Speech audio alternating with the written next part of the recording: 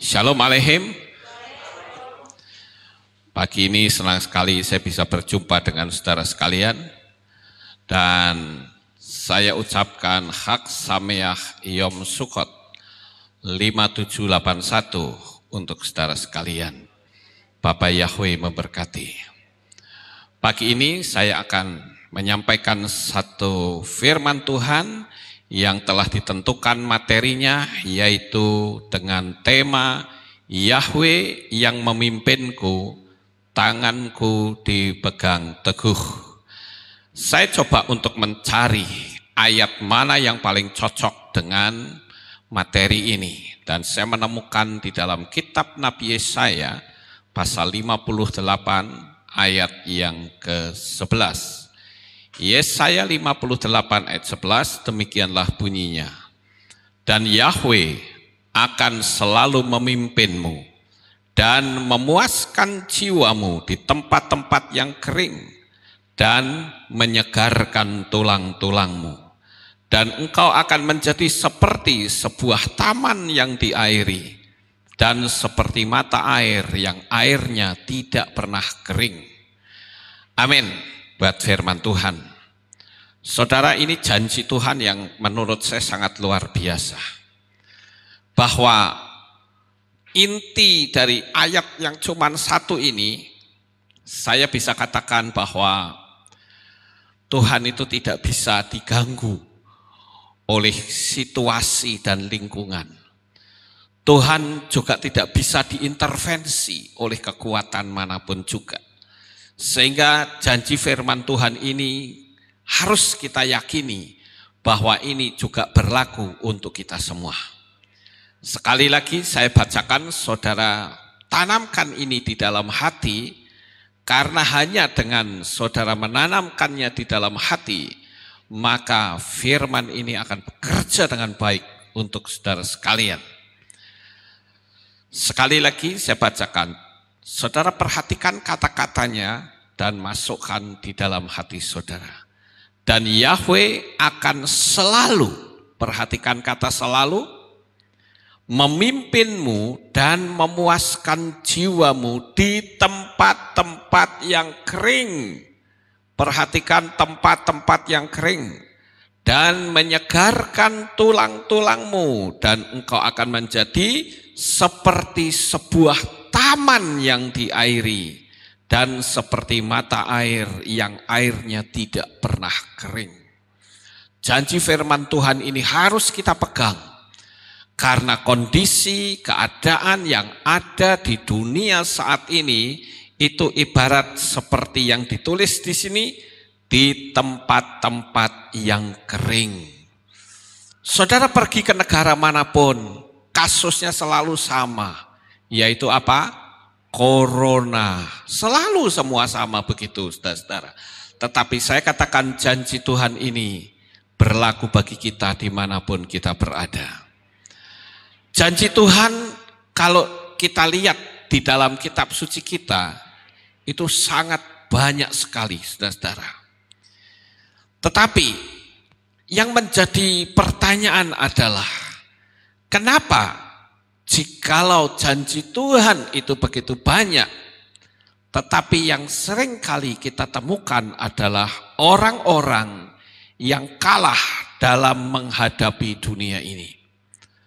Sebelum musim corona saja, orang yang hidupnya penuh keluhan itu banyak luar biasa.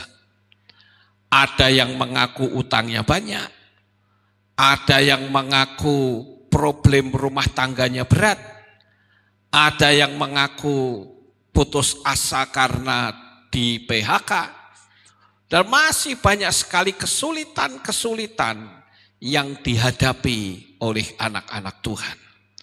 Lalu yang menjadi pertanyaan bagi kita adalah, di mana dong janjinya kalau begitu? Bukankah firman Tuhan katakan janjinya itu ya dan amin?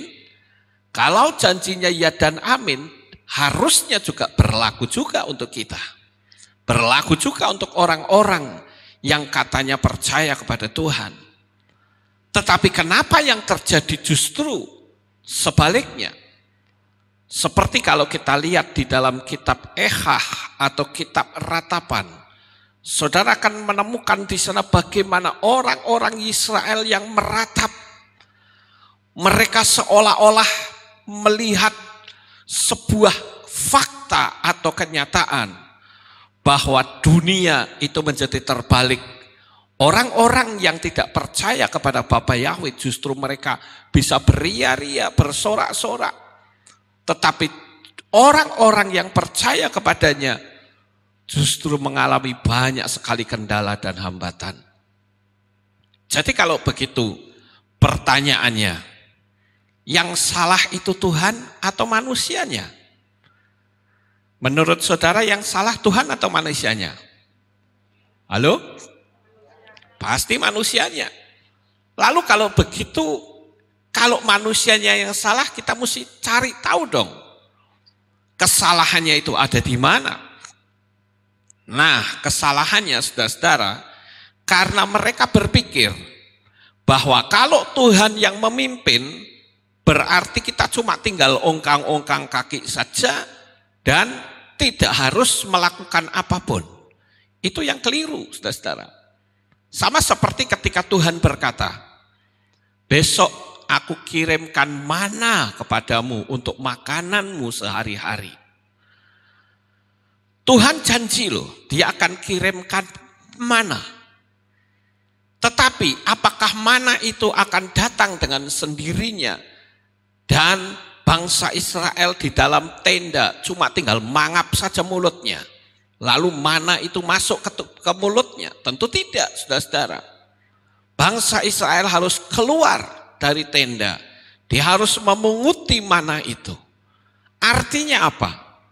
Tuhan ketika dia berjanji, dia ada dalam hukum sistemiknya yang dia ciptakan. Sekalipun kita teriak-teriak, hidupku berkemenangan, aku tidak takut. Tetapi kalau teriakannya itu cuma dikehilat saja, itu percuma, saudara-saudara. Lalu apa bedanya dengan Raja Syaul yang teriak-teriak pada waktu dia di istana, ayo kita hancurkan Filistin, kita pasti kalahkan, kita pasti libas Filistin. Tapi faktanya begitu dia ketemu sama Goliat, dia ketakutan. Dia tidak bisa berbuat apa-apa seperti tikus kejebur got. Lalu di mana dong kesalahannya kalau begitu? Bukankah di istana mereka sudah teriak-teriak, panggil nama Tuhan lagi? Kesalahannya tetap kembali kepada diri orang-orang itu.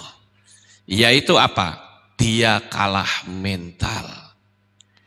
Dunia ini sekarang sedang berpacu untuk saling kuat-kuatan mental. Siapa yang kuat dia yang menang. Kalau kita kuat maka kita yang menang. Dan saya katakan kondisi keadaan seperti sekarang ini itu ibarat seperti anjing yang menggonggong dengan gonggongan yang sangat kuat. Tapi sebetulnya anjing itu ada dalam ikatan. Kita yang berjalan kita tidak berani untuk melangkah dan mendekati anjing itu. Bahkan kita sebetulnya bisa menghardik dan menghalau anjing itu dengan tongkat atau dengan batu. Tetapi karena kita hanya melihat jogrokan anjing yang mengerikan, sehingga kita jadi ciut nyali kita.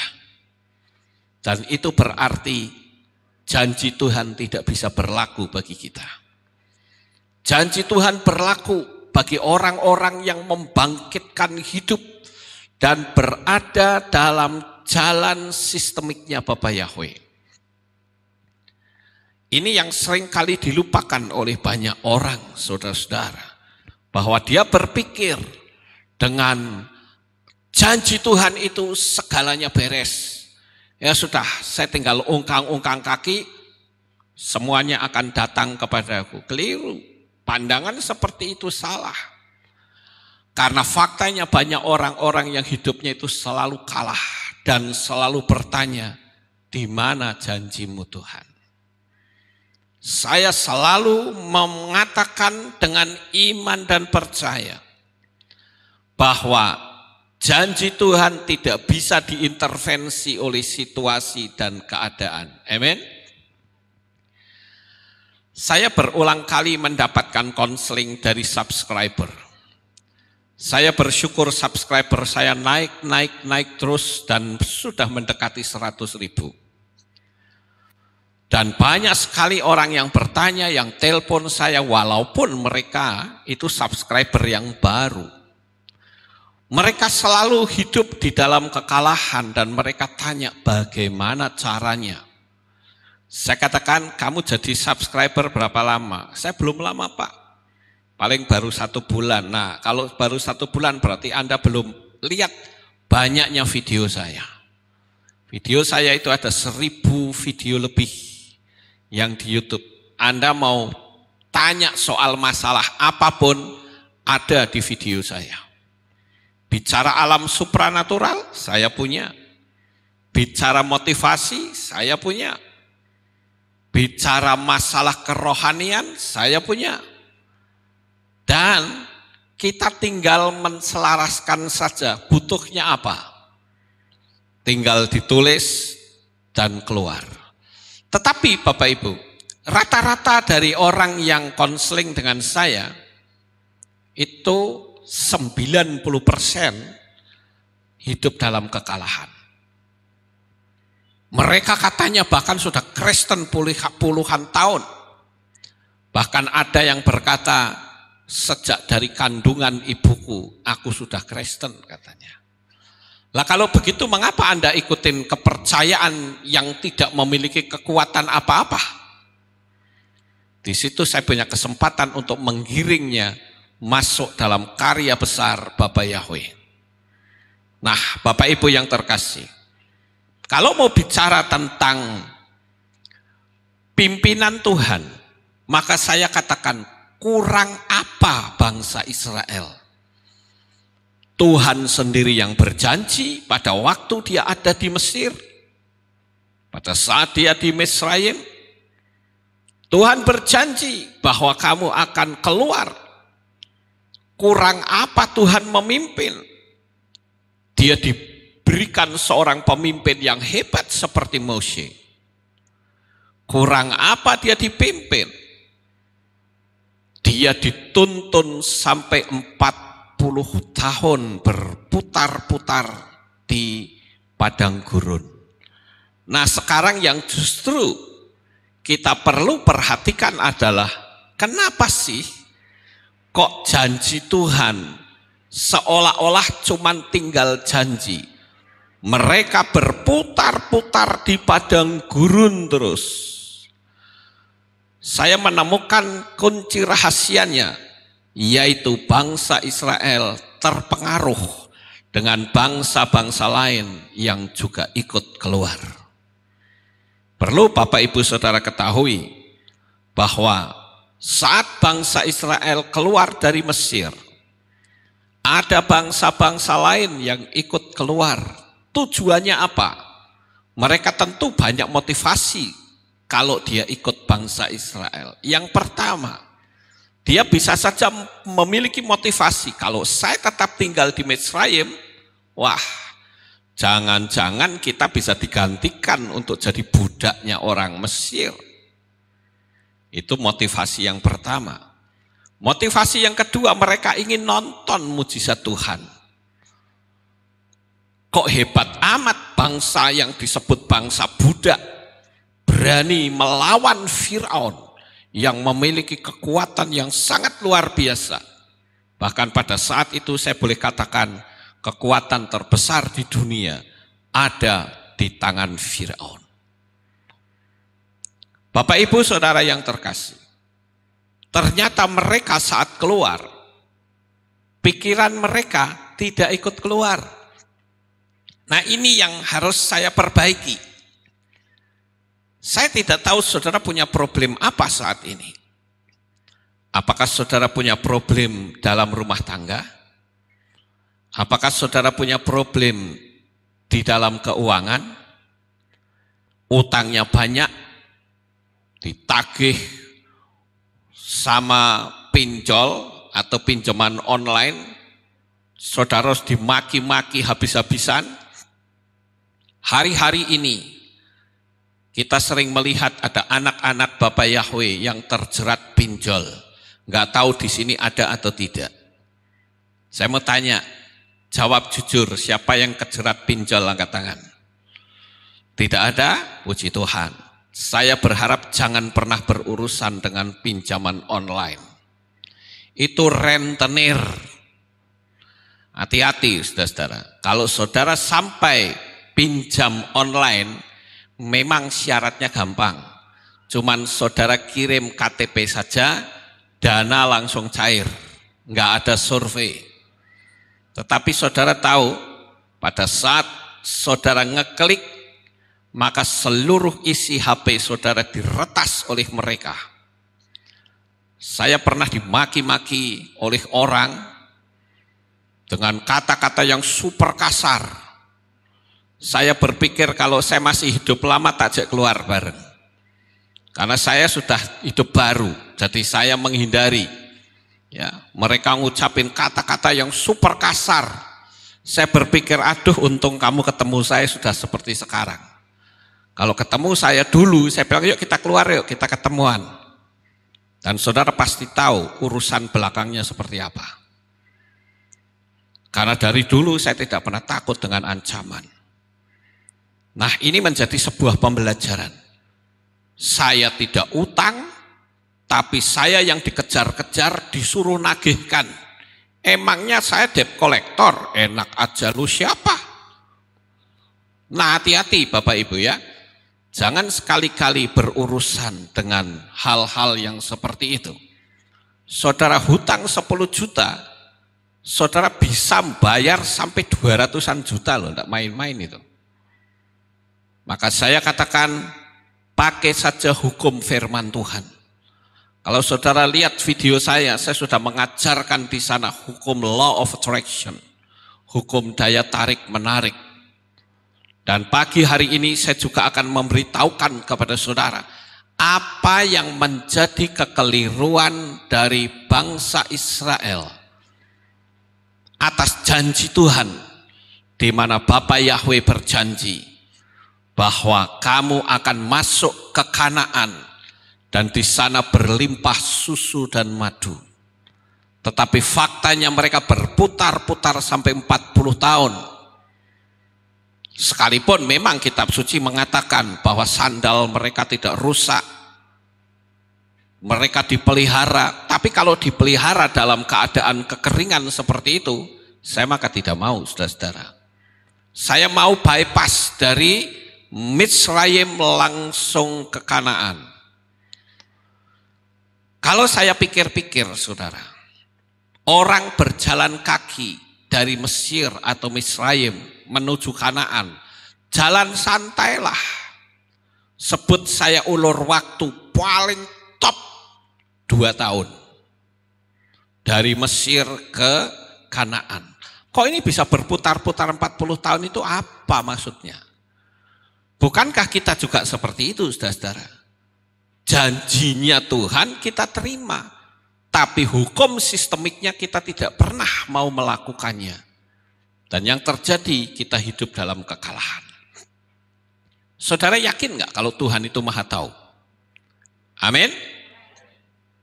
Saudara pernah dengar ada seorang calon pendeta perempuan yang diperkosa di tengah hutan? Di Nias itu kejadiannya. Ya, seorang pemudi yang cantik, dia sudah punya pacar dan mau kawin, dan ternyata dia naik sepeda motor bersama dengan anak sekolah minggu dan dia dicegat oleh 2 orang laki-laki dan diperkosa di tengah hutan. Setelah itu dibunuh. Pertanyaannya, kira-kira Tuhan tahu nggak? Halo, tahu nggak kira-kira? Tahu. Tapi kenapa seolah-olah Tuhan kok berpangku tangan? Karena Tuhan itu dalam memberikan pertolongan dia ada dalam hukum sistemiknya Tuhan. Kurang apa perempuan ini? Dia teriak-teriak dan berkata, Tuhan tolong saya, Tuhan tolong saya. Itu teriakan loh. Tapi kenapa faktanya diperkosa juga? dan dibunuh juga di tengah hutan. Untung anak sekolah minggunya nggak dibunuh. Dia bisa memberikan kesaksian. Nah, Bapak Ibu yang terkasih, kalau saja perempuan ini tahu hukum sistemiknya Tuhan, pada saat didatangi oleh dua laki-laki, dan begitu mendekat, coba perempuan ini berani nuding mukanya dan berkata, "Hai setan, pergi kamu dalam nama Bapa Yahweh." Saya yakin setan pasti akan pergi. Dan orang itu pasti akan ketakutan, saudara-saudara.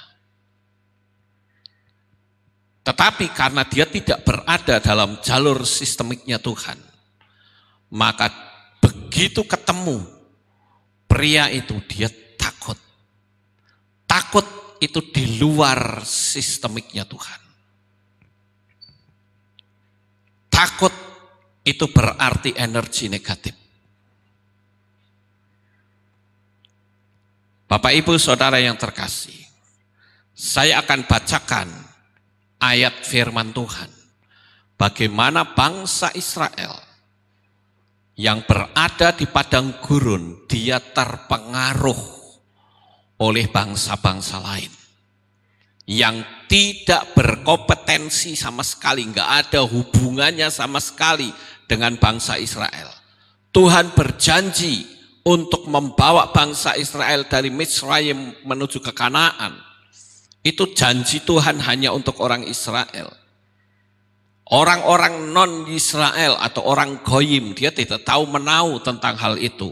Pokoknya yang saya tahu ini rame-rame, Mose berani lawan Fir'aun, mau bawa keluar bangsa Israel, ayo kita ikut saja. Bangsa-bangsa lain yang ikut bangsa Israel, sebelumnya hidup mereka itu enak.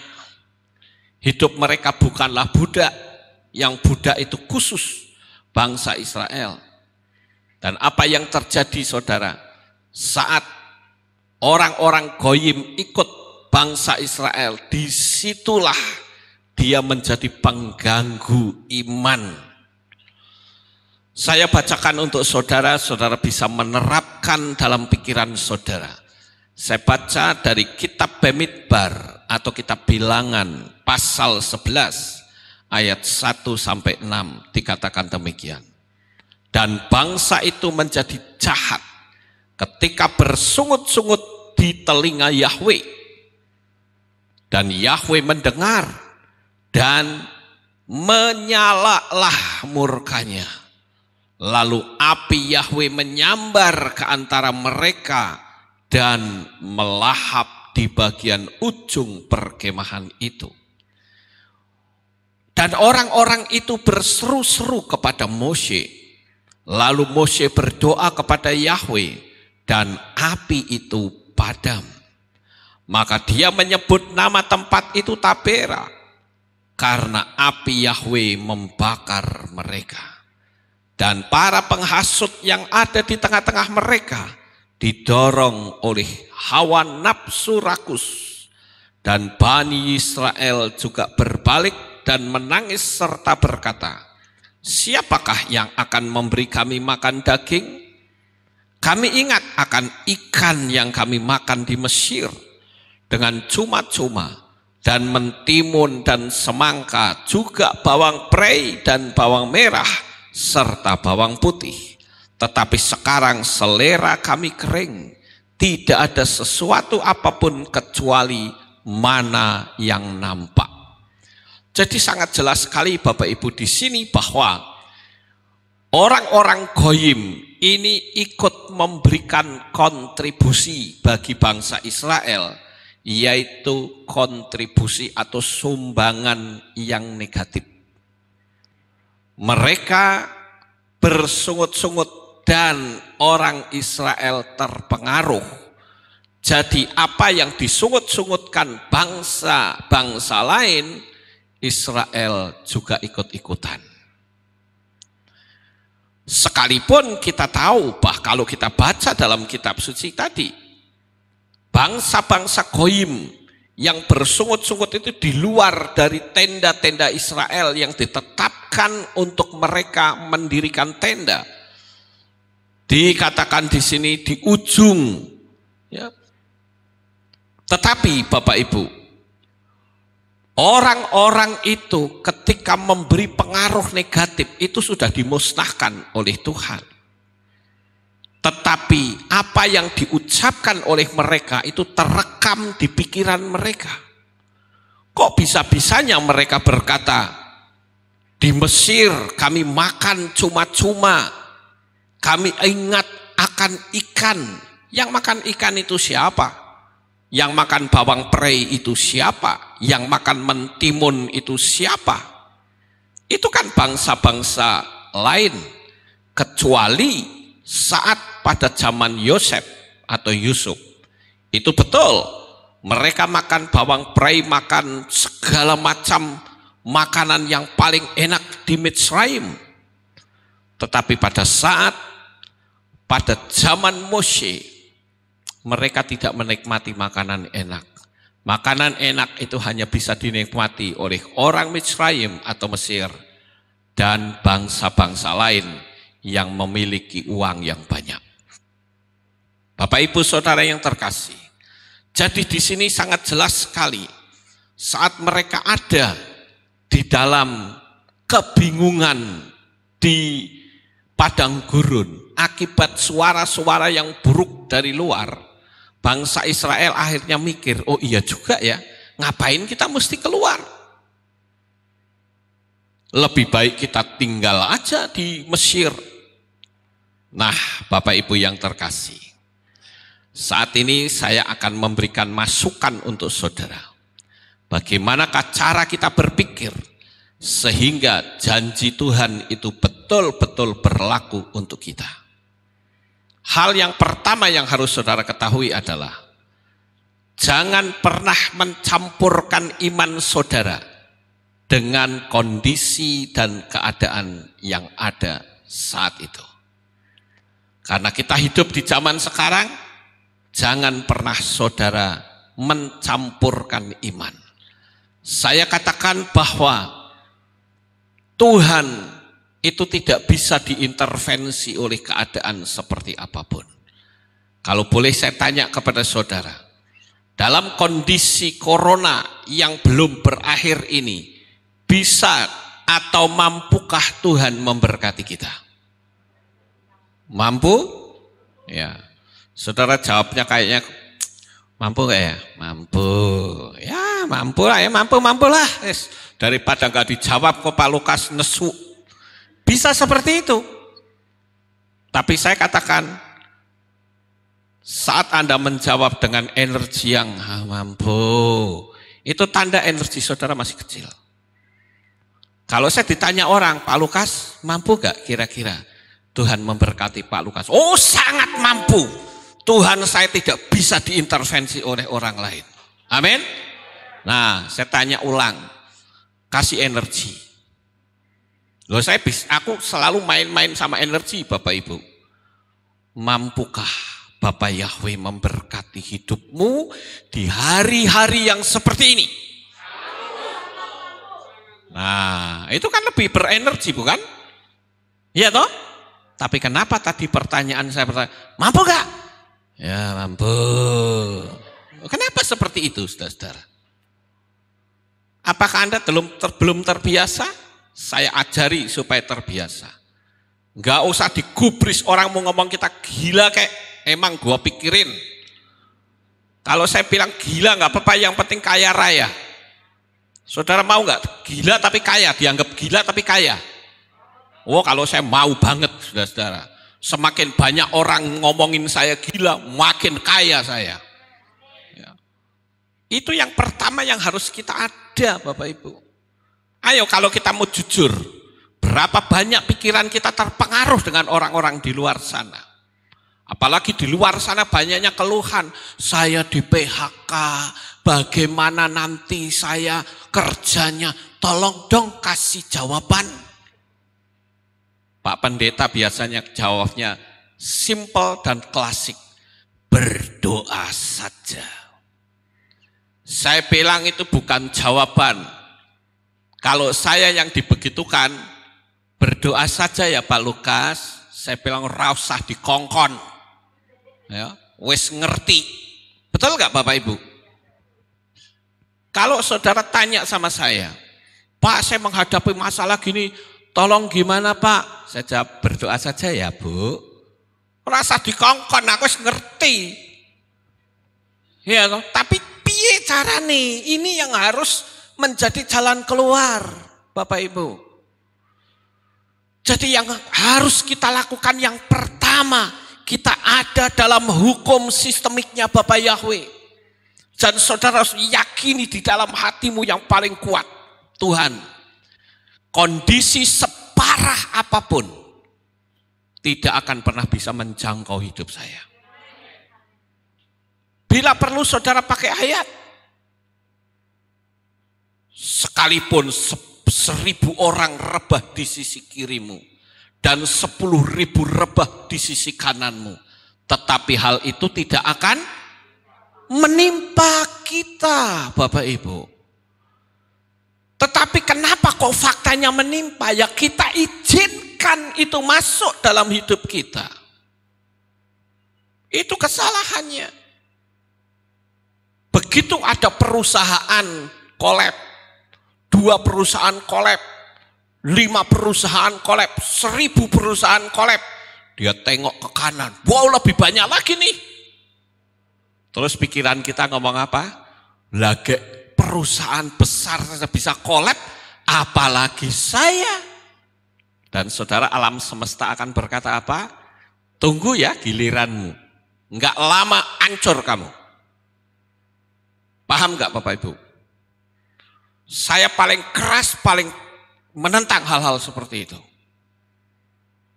Karena kita tahu bahwa Tuhan yang kita sembah, Tuhan yang super duper dahsyat. Jadi saya punya prinsip saya sendiri ya. Saya bukan mau mempengaruhi saudara. Itu prinsip saya. Kita ikut aturan sih, ikut aturan Bapak Ibu. Tapi kalau terlalu ikut aturan, kita kejebak di situ. Saudara lihat saya di mana-mana, nggak pernah mau pakai masker saya. Bagi saya itu bullshit semuanya. Emangnya kalau pakai masker itu coronanya nggak bisa masuk? Bisa saja namanya virus flu pun bisa bikin mati orang. Tapi saya nggak mempengaruhi, nanti dikira saya ngelawan pemerintah, ya toh. Saya masuk bank ya tetap saya pakai masker, tapi setelah masuk ke dalam sudah ditut, ya, tak copot. Karena saya tahu Tuhanku itu dahsyat luar biasa. Saya masuk kuburan paling angker, apakah saya takut? Tidak. Pernah lihat nggak video saya masuk kuburan, Bapak Ibu? Pernah? Siapa yang pernah? Coba tolong katakan. Wah, sudah cukup banyak ya. Apa saya takut? Tidak. Saya tantang malah tuh setan. Nggak ada satupun yang ketemuan sama saya. Saudara pikir saya rame-rame model kayak tukul jalan-jalan, udah pernah lihat nggak?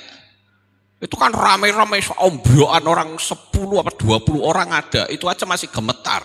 Saya sendiri loh masuk ke kuburan. Satu pegang kamera, satu pegang lampu. Saya jalan sendiri, saya tantang, setan, keluar kamu kalau berani. Orang bilang saya gila, emang gua pikirin. Tapi saya ingin membuktikan bahwa setan itu tidak bisa membuat kita takut. Termasuk kondisi dan keadaan yang seperti sekarang. Apalagi kalau saya boleh katakan, orang yang tidak kena corona saja disuruh untuk kena corona kalau dia masuk rumah sakit. Kenapa? Karena rumah sakitnya dapat duit dari pemerintah. Saya bicara aja apa adanya, saudara-saudara. Kemarin saya lihat di YouTube tuh, ada orang ditawari, mau nggak kamu dikasih data kena corona, tak kasih duit 15 juta. Nah, orang sulit seperti ini kapan lagi, silahkanlah aku mau ditulis corona, nggak masalah. Yang penting kan aku tidak. Bayangin Bapak Ibu, ini sudah trik politik semua. Tes swab. Emangnya tes swab itu benar? Kemarin baru dibuka itu. Yang pertama berani buka itu Jering. Ya. Cuman sayang dia omongannya kasar. Jadi dia diperkarakan oleh ID. Sekarang masih dalam proses pengadilan. Sekarang muncul lagi Dokter Tirta yang berani teriak-teriak dengan berkata, tes swab itu bohong, bullshit semuanya. Orang nggak kena corona jadi positif, itu bisnis terselubung. Dan saya katakan, saya tetap pegang janji Tuhan. Virus segede apapun, ya namanya virus nggak gede ya saudara-saudara, virus itu kecil. Tapi kalau saya bahasakan virus segede apapun, nggak akan bisa bikin mati saya, nggak akan. Dan saya tidak pernah takut dari pertama. Kalau saudara lihat video-video saya selalu ngompori banyak orang, jangan takut. Kalau kita takut, Anda tidak ada dalam sistemiknya Tuhan. Dan apa yang Anda takutkan, alam semesta akan berkata, terjadilah. Saudara takut utangnya banyak, alam semesta akan berkata apa? Terjadilah. Tapi kalau kita tidak takut, alam semesta juga berkata, terjadilah. Bapak Ibu Saudara yang terkasih, di sini kita melihat yang selanjutnya adalah jangan kita berpikir masa lalu yang kalah. Utangnya banyak, ya, rumah tangganya morat-marit, nggak usah dipikir. Sekarang yang Anda pikirkan adalah berpikir sekarang aku akan punya visi apa. Kalau saudara berpikir masa depan juga jangan berpikir takutnya. Lawang belum dilakoni kok wis wedi.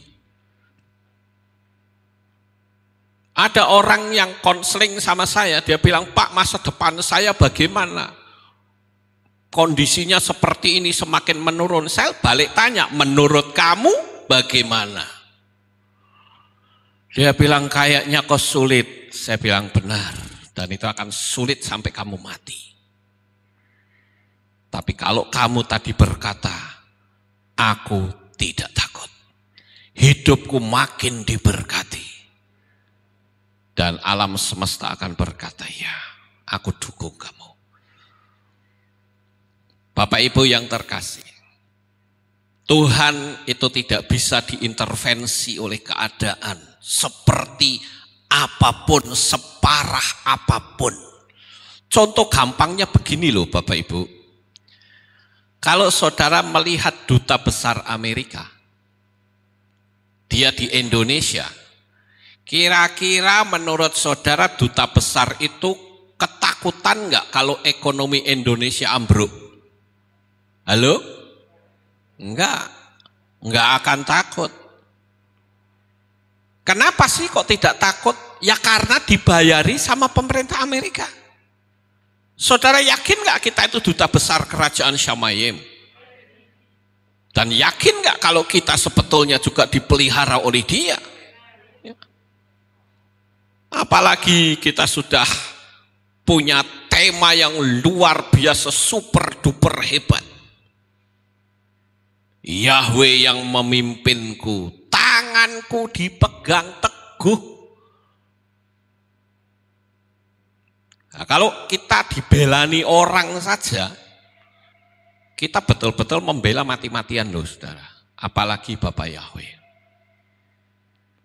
Saya masih ingat dulu waktu saya masih kecil, ya masih SMP, saya pernah membelain tetangga saya.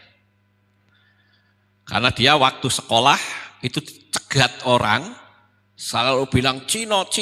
Saya bilang ikut saya. Dia jalan bareng saya. Begitu jalan, oh yang nyegat sudah datang. Tenang weh. Begitu dekat Cino tak puarin, tak sikat, tak injek-injek di jalan kereta api, saudara. Saya belain teman saya itu sampai begitu. Apalagi Bapak Yahweh. Betul gak kira-kira? Bapak Yahweh itu berkata apa? Kita ini adalah biji matanya. Amin. Coba kita bikin sebuah ilustrasi. Kalau kita biji matanya itu kita dijaga dengan luar biasa hebat. Orang pacaran nih, wah saling mencintai. Yang perempuan bertanya, sayang, apakah engkau mengasihi aku? Oh iya, aku mengasihi engkau. Boleh enggak kalau aku buktikan aku jamah biji matamu? Sang cowok akan berkata, oh kalau yang satu ini, oh no. Betul enggak Bapak Ibu? Ada enggak seorang cewek yang bilang, sayang, apakah kamu mengasihi aku? Oh iya. Boleh enggak aku jamah biji matamu? Boleh. Nyoh, benjet matane. Jamah biji mataku, culek kosisan. Mana seperti itu? Tidak Bapak Ibu. Itu baru manusia loh. Amin. Apalagi Bapak Yahweh. Dia pembela yang luar biasa untuk kita. Nanti saya ngomong gini orang bilang apa? Pak, beriman itu boleh saja Pak. Tapi harus pakai hikmat. Oh gitu. Saya jawabnya gampang. Itu berarti ketakutan bersembunyi di balik hikmat. Saudara masih ingat ada 3 orang pemuda? Hananya, Misael, Azaria. Yang orang Kristen sebut Sadrah, Mesah, dan Abednego. Itu nama berhala loh. Saya punya teman namanya Bapak Pendeta Abednego. Itu nama berhala itu saja nih. Tapi nama aslinya adalah Hananya, Misael, Azaria. Waktu itu dia disuruh menyembah patung buatan Raja Nebukadnezar. Raja Nebukadnezar berkata, ketika nanti kamu dengar suara genderang dan sebagainya, kamu harus tunduk sujud kepada patung buatanku. 3 orang itu diam. Ketika bunyi suara bum bum bum bum bum bum breng breng breng breng breng, orang semua sujud.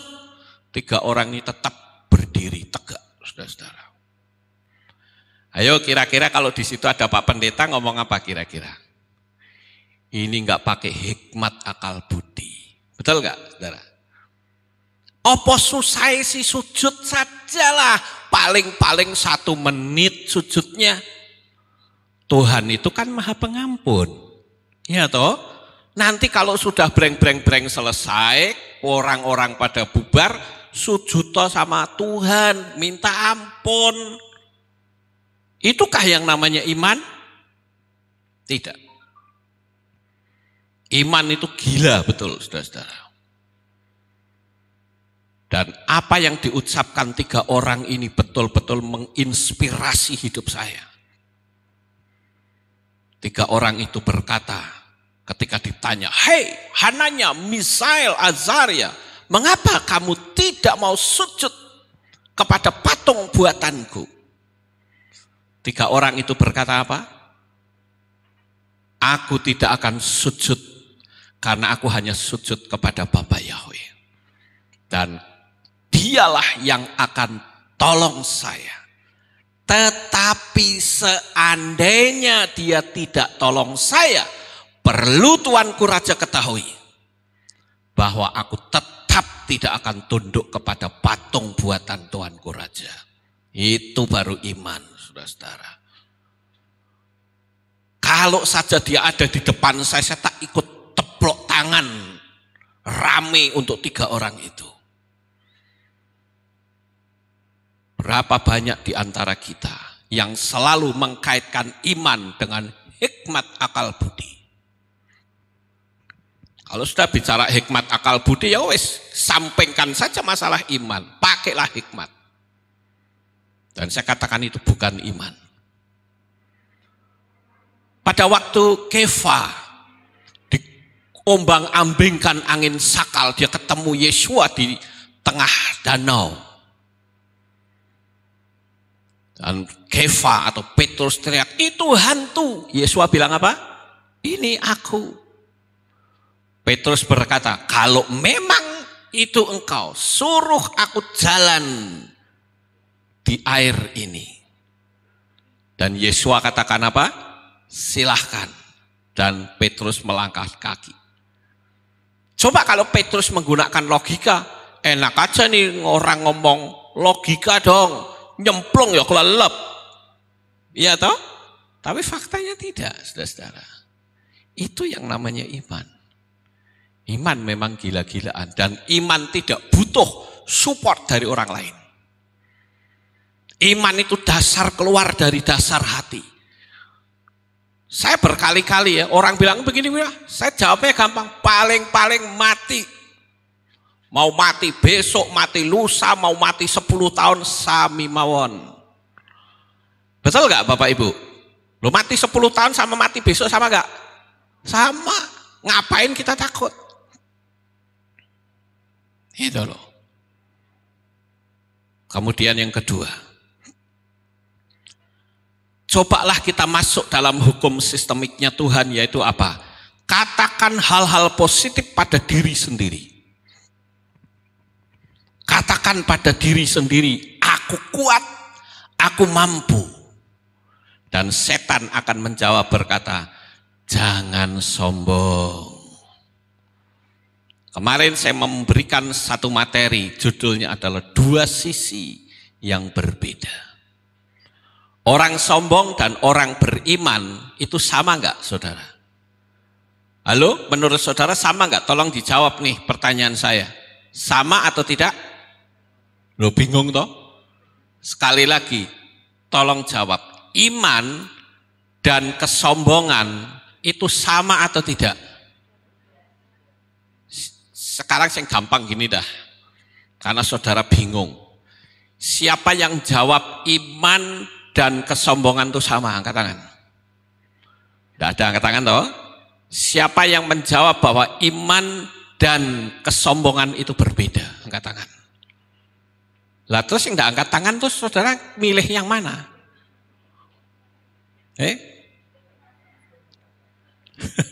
Saudara milih yang mana coba ayo?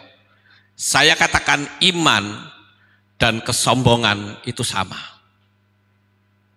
Saudara miskin, saudara berani ngomong, saya punya rumah yang besar.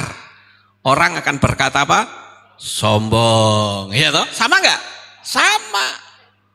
Tapi yang tahu itu iman dan kesombongan bukan orang lain, tapi diri sendiri.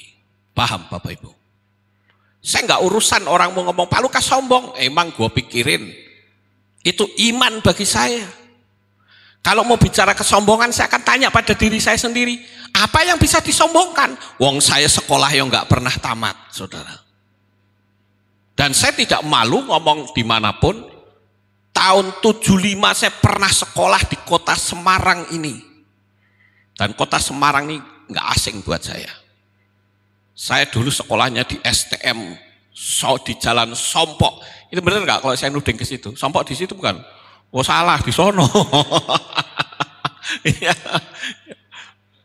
Saya dulu sekolahnya itu di Jalan Sompok, STM 5. Depannya Yayasan Kristoferus, sampingnya kuburan. Itu sekolah saya di situ tahun 75. Tapi karena saya Cino dewean jadi ribut terus, saudara. Saya nggak pernah malu. Saya juga nggak perlu pakai titel-titelan segala. Anda suka ya syukur, tidak juga nggak apa-apa.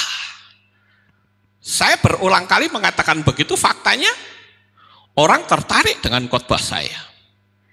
Bahkan orang bilang Pak Lukas memberi materi khotbah itu beda dengan yang lain.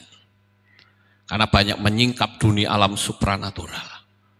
Nanti kalau saya ngomong gini, orang akan mengatakan apa? Sombong. Yang tahu sombong sama tidak kan saya. Paham nggak Bapak Ibu?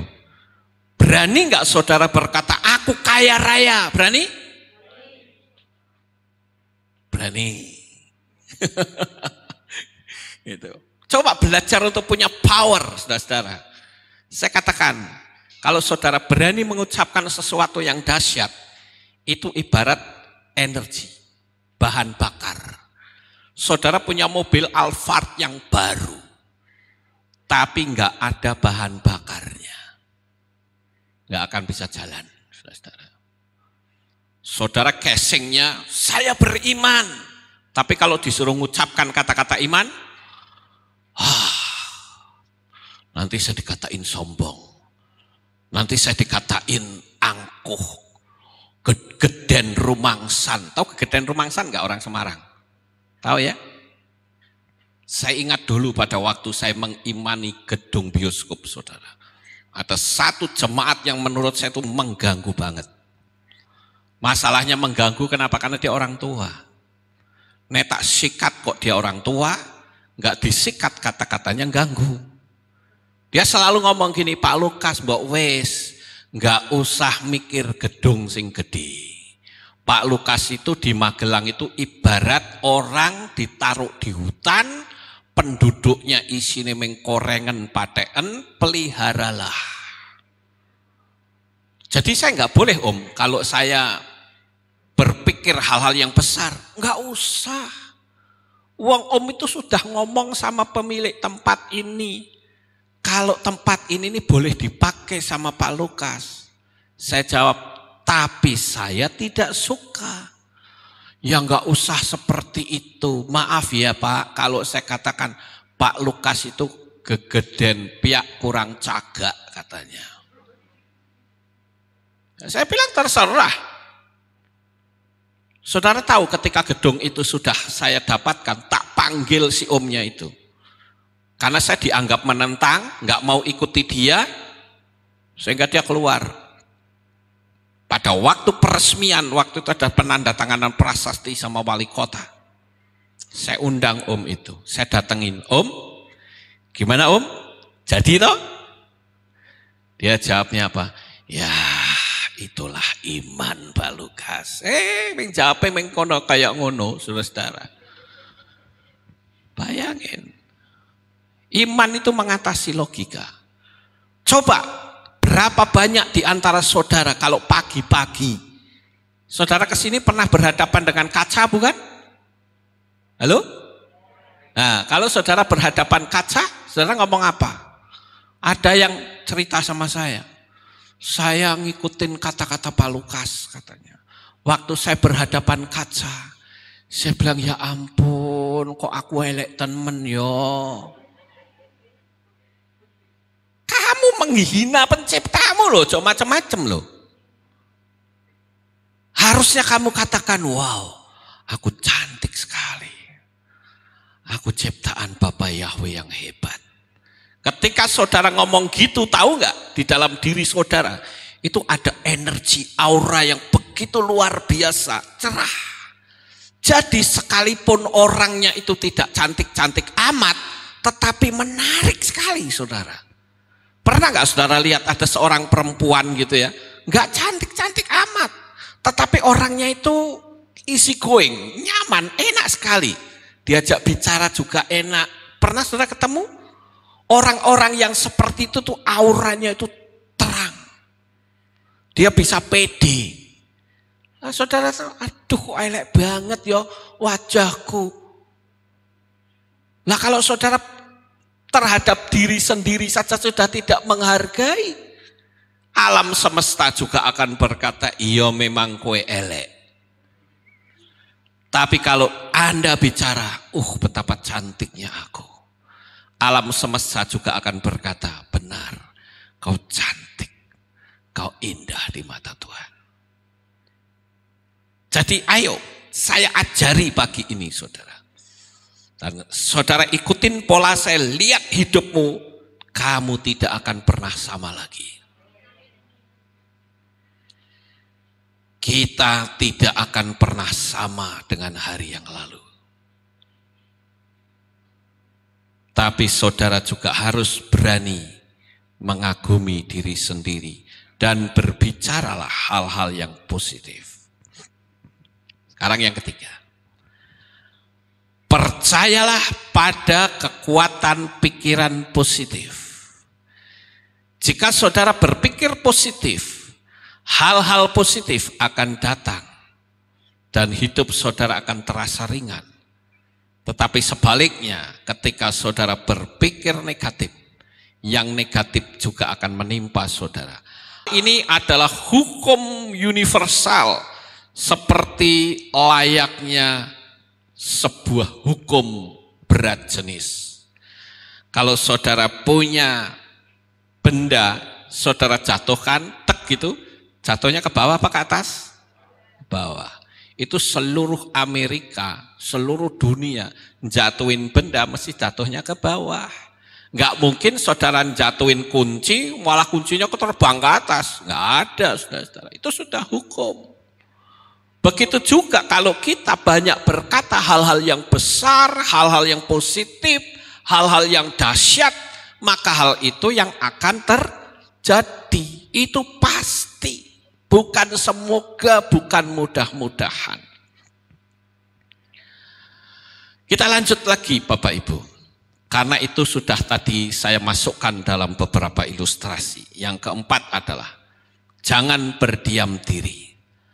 Telusuri apa yang membuat Anda berpikir negatif. Saudara harus bisa memperbaiki dan kembali maju. Jika hal tersebut tidak bisa diperbaiki lagi, sebaiknya berhenti mengeluh dan menyesal. Karena hal itu akan menghabiskan waktu dan energi saudara. Juga membuat saudara merasa tambah buruk. Terimalah apa yang telah terjadi. Petik hikmat dan pelajaran dari hal-hal tersebut. Dan kembali bangkit, kembali maju. Tidak ada alasan kita takut dengan kondisi yang ada. Walaupun, sekali lagi, walaupun di luar sana faktanya banyak perusahaan yang kolab. Biarkan mereka kolab karena itu tidak akan pernah menjamah saudara. Ini yang harus saudara tekankan dalam pikiran dan hati saudara. Kemudian yang berikutnya, fokus pada hal-hal yang positif. Kalau saudara sedang dalam emosi yang naik turun, sebaiknya saudara diam. Karena kalau saudara sedang emosinya naik turun, saudara ngomong, itu apa yang saudara omongkan itu jadi. Jadi kalau mau ngomong silahkan ngomong hal-hal yang besar tentang diri saudara sendiri. Saya pernah mengajarkan dalam salah satu materi saya tentang hukum law of attraction. Saya katakan, kapan kira-kira alam supranatural kita itu terbuka?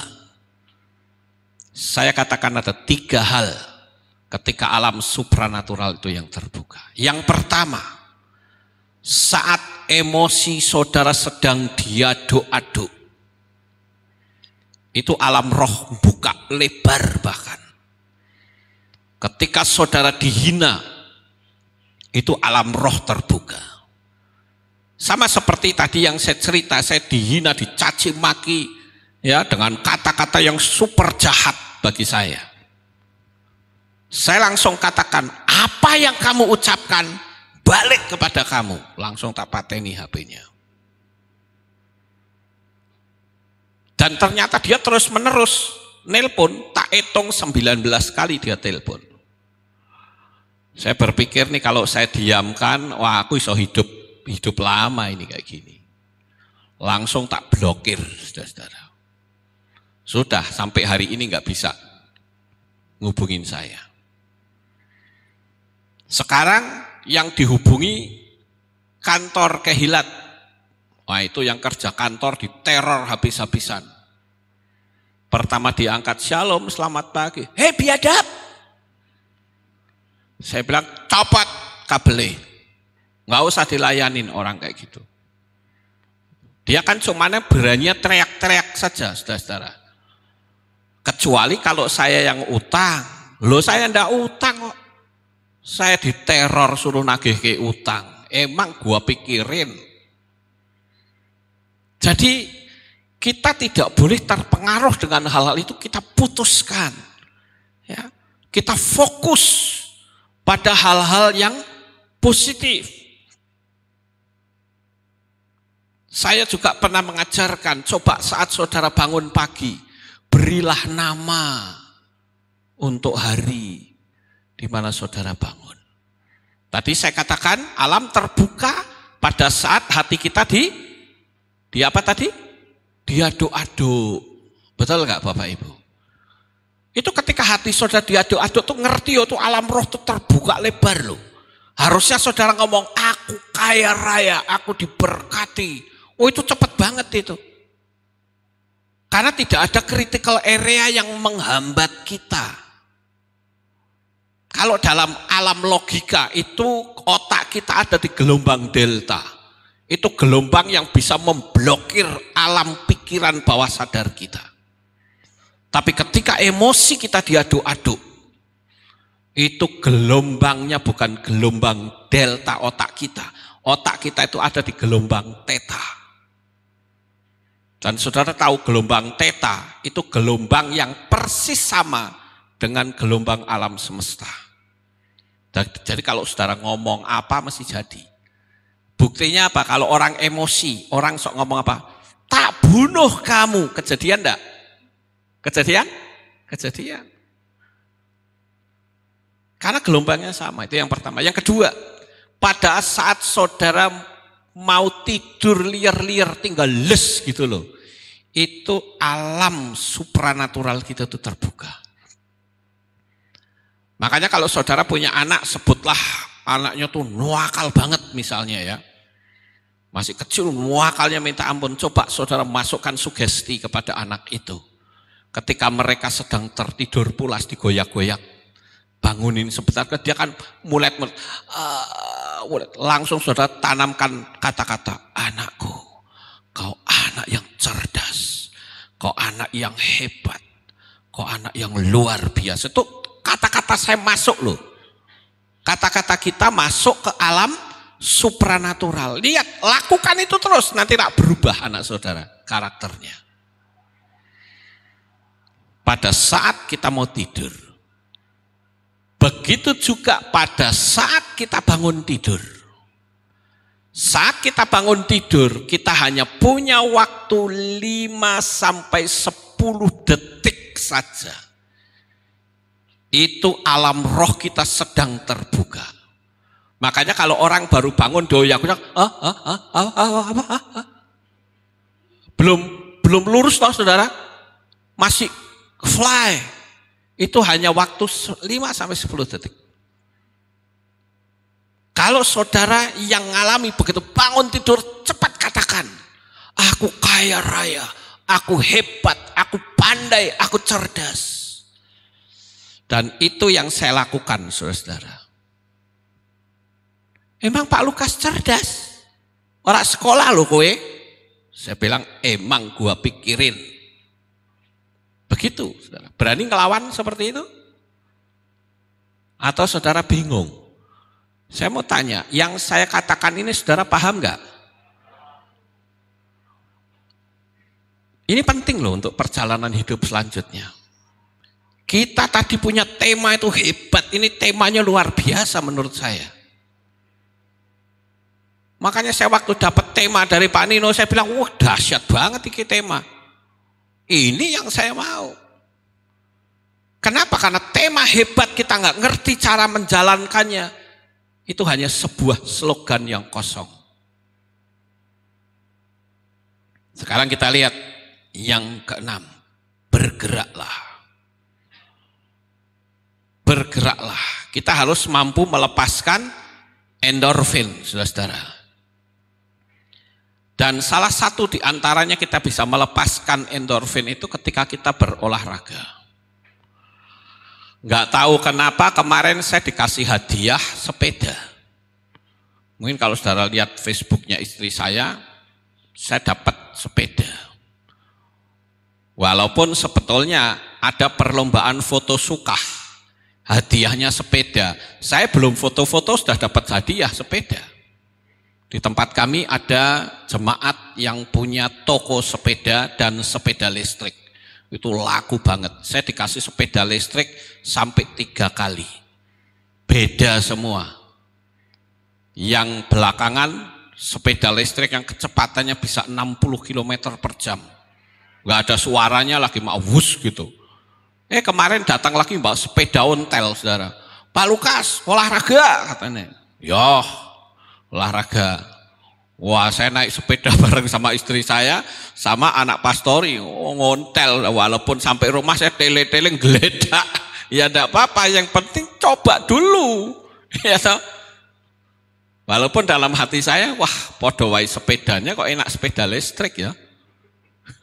Karena sepeda listrik nggak perlu ngontel, tinggal duduk gini sudah lari ya, nek kudu ngontel.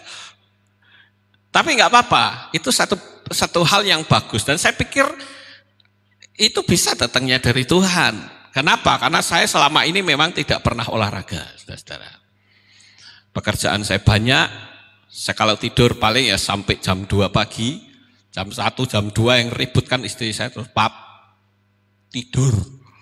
Lah saya belum nyiapkan firman Tuhan, belum selesai, piye? Cari ilham juga belum dapat, ya nanti tidurnya. Walaupun saking sayangnya dia bilang, pateni lampu nih. Ya wis, pateni, glek mati, tidur. Ya. Jadi itulah kita harus bergerak, saudara-saudara. Kalau saudara merasa down, coba beraktivitas olahraga. 15 menit dapat membuat saudara merasa fresh. Kemudian yang ke-7, hadapi rasa takutmu. Jikalau perasaan negatif muncul dari rasa takut, makin takut saudara akan hidup, makin banyak pikiran negatif dalam diri saudara. Jika saudara takut akan sesuatu, lakukan sesuatu. Saya itu dulu takut coro, saudara-saudara. Tahu coro? Kecoa. Saya kalau masih khotbah gini, saya sudah ngomong sama jemaat loh. Saya jujur orangnya. Saya bilang gini, saudara mohon maaf, kalau saya sedang khotbah kayak begini ada kecoa, saya lari loh ya. Jadi saudara jangan bingung kenapa saya lari. Itu takutnya luar biasa, saudara-saudara. Tapi sejak saya belajar untuk menterapi diri saya coba praktek. Sekarang kecoa saya berani tak injek ceklok, tak ambil gini saya berani. Kalau dulu lihat wajahnya saja lebih baik saya lari. Saya ingat dulu waktu pertama baptis orang. Begitu saya masuk di kolam baptisan, corone keluar, wah langsung saya ngibrit, lari saya. Saya bilang, singkirkan dulu ini. Tapi sejak saya menterapi diri, akhirnya yang ditakutkan itu tidak ada. Saya berkali-kali membunuh coro sudah. Tapi walaupun tidak saya bunuh pakai tangan karena itu berbahaya. Ya, itu ada virusnya itu coro itu, saudara-saudara. Jadi kalau mau dikeplak ya dikeplak pakai sandal atau pakai sepatu. Tapi yang penting kan berani ngangkat sungutnya gini. Kalau dulu kan saya nggak berani. Lihat wajahnya saja sudah lari saya. Sekarang yang ke-8. Kita harus berani mencoba hal-hal yang baru. Sekalipun kita belum berpengalaman. Tetapi dengan keyakinan bahwa aku bisa, mesti bisa. Kangelan ya enggak apa-apa, namanya juga kita belum pernah, enggak masalah Bapak Ibu. Yang penting dicoba dulu. Itu bahasa saya terhadap cucu saya. Kalau saya ngasih makanan apa sama cucu saya kan selalu saya bilang gini, coba dulu. Baru ngomong enggak mau gitu. Ya akhirnya kalau kita mau coba pasti bisa. Kemudian yang terakhir saudara, ubah cara pandang. Ketika sesuatu tidak berjalan dengan baik, cari cara untuk melihat hal tersebut dari sudut pandang yang lebih positif. Dalam hal tantangan itu terdapat keuntungan dalam setiap keuntungan itu terdapat tantangan. Seorang yang bernama Thomas Alva Edison yang menemukan listrik, walaupun setelah saya pelajari ternyata ada orang yang lebih pandai dari Thomas Alva Edison, yaitu Nikola Tesla yang akhirnya dibunuh. Tapi ada satu hal yang menarik dari Thomas Alva Edison adalah ketika dia ditanya oleh seseorang wartawan. Karena dia bikin percobaan bikin listrik itu gagalnya 10.000 kali. Mungkin kita gagal 500 kali sudah nyerah ya saudara. Itu 10.000 kali. Begitu berhasil, wartawan tanya, apa rahasianya Anda bisa bertahan dalam kegagalan? Thomas Alva Edison itu menjawab begini, saudara. Kamu bilang pertanyaanmu itu salah. Kapan saya gagal? Thomas katakan, aku nggak pernah gagal. Yang aku lakukan, aku menemukan kesalahan dalam membuat lampu pijar sebanyak 10.000 kali. Karena ilmu pasti, kalau saya salah saya tidak perlu balik ke situ lagi. Itu saya pakai, saudara. Dulu waktu saya pertama belajar komputer, sudah tahu kan pendidikan saya 0. Waktu saya belajar komputer, saya punya keyakinan saya pasti bisa. Saya masih ingat betul dulu ada anak pastori yang namanya Yosafat. Saya bilang gini, Fat, lihat aku bisa bikin website untuk gereja hanya dalam waktu 3 bulan. Dalam 3 bulan itu saya mempelajari bahasa programmer yang dikenal dengan hypertext markup language. Saya pelajari dan akhirnya bisa, walaupun sangat sederhana zaman dulu.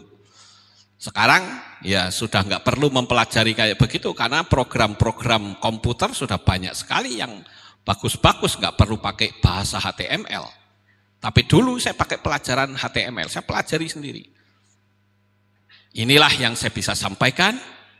Percayalah, Bapak Yahweh pegang tanganmu sampai akhir hayatmu. Sukses besar untuk saudara. Bapak Yahweh memberkati. Haleluya.